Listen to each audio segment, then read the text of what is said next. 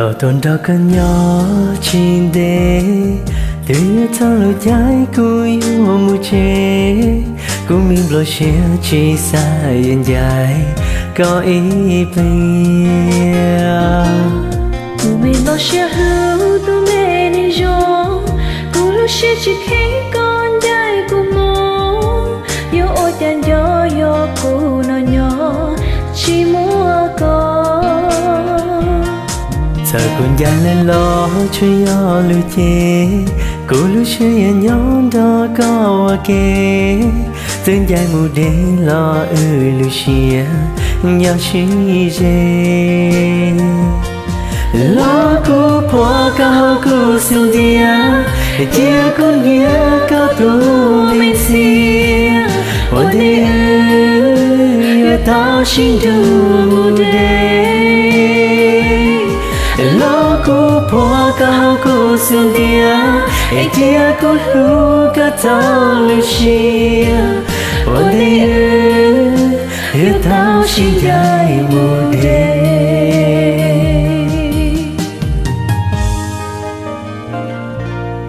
cứ từ mấy này rong con nhảy của mong thọ chỉ thọ ở lũ xia đâu đâu cũ đón trong tay lũ ở tàu chân ya ta lo cô yên cho trong chia đau được chia yên cho trong tay lũ cho chia giờ bây giờ tiền lo cô lưu chia yêu lũ con.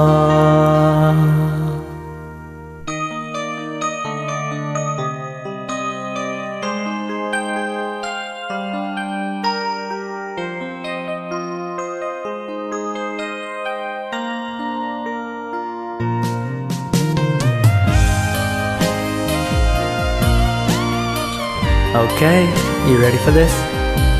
Let's do it. Come on. Let's go.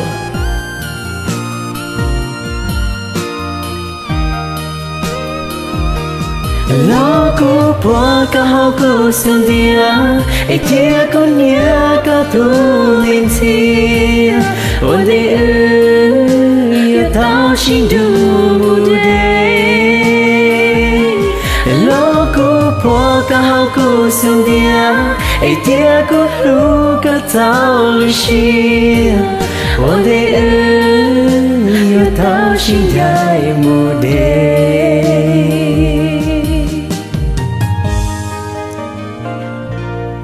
cứ từ mấy này rong con trai của mô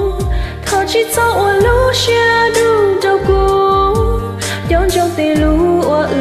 tàu cho ya ta lo cô yên cho trong chia đau được chia yên cho trong tay lũ cho chia giờ bây giờ tiền lo lưu chia yêu lũ con giờ bây giờ tiền lo cô lưu chia yêu lũ con.